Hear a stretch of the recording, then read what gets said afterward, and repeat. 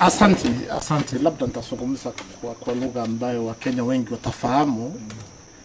Kwanza waziri, asante. Ndugu zanguni, tuko hapa kwa sababu ule mwenendo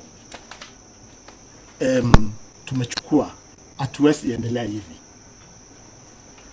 Jana tulipoteza Wakenya 14 kwa siku moja. Juzi wengine 4. Siku nyingine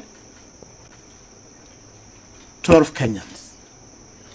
Hatuwezi endelea vile tunaona mambo.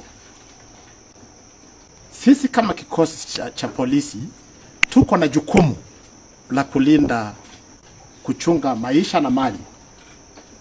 Hatuwezi tukaa kitako, mali inaharibiwa, wananchi wanafariki kwa sababu ya tabia, just because of the attitude in my driver.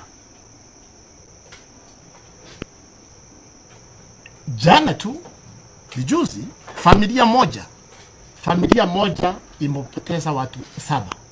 Ni kilio kwa hiyo familia.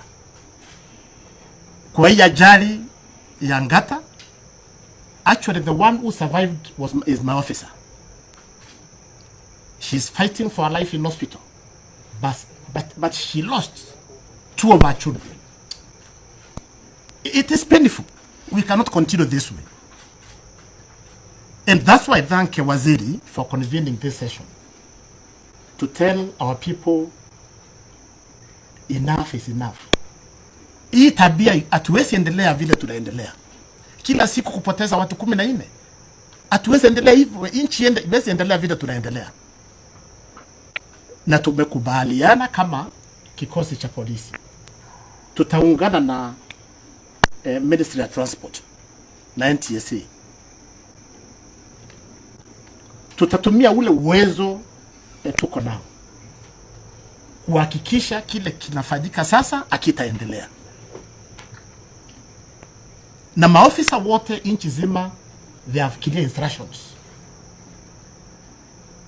that ambao wako na hii tabia huko kwa barabara, you have no patience, you want to overtake carelessly, you want to drive under the influence of alcohol, you feel the pain. Instructions are very clear. Wenzangu, tusijifiche kwa mambo ati ya corruption. Nimeuliza mambo ya maswali kadhaa hapa, mambo ya corruption. And I'm telling my officers not to be intimidated ati kuelezwa they are the most corrupt. Wafanye kazi. Wengi wenu hapa wana habari na wafahamu, wakati mkipata na shida na polisi mnapigia IG, nisaidie, niachiliwe. Isn't that corruption? I remember just on Saturday, somebody was arrested because of committing a traffic offense at 2:30 a.m. That person, somebody very seen in the society, calling me at 2:30 a.m. to call my officers not to continue with effecting arrests. Of course, I did not call my officers. Don't attempt calling me. I will not intervene. You'll be arrested, go to court, go to jail, or you'll be fined every. In a nutshell, kile tunasema, Wakenya wenzangu, tuwe na nidhamu kwa barabara zetu.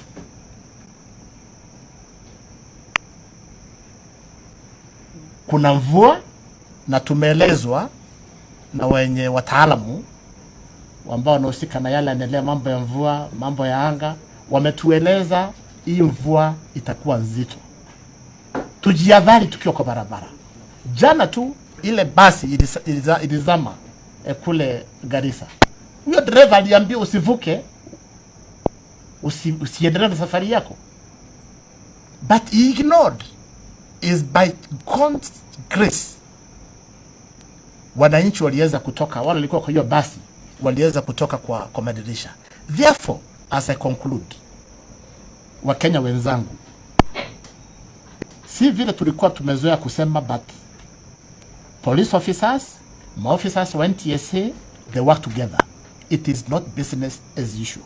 You feel pain. We are going to inconvenience you because we are the responsibility to ensure you remain alive. Your property is protected. Kwa hivyo usianze kutafuta IG kuniambia ati maofisa wako wanatusumbua, they are harassing us. We must deal with this road carnage. Asante waziri. Asante sana. Last one was it. Yes.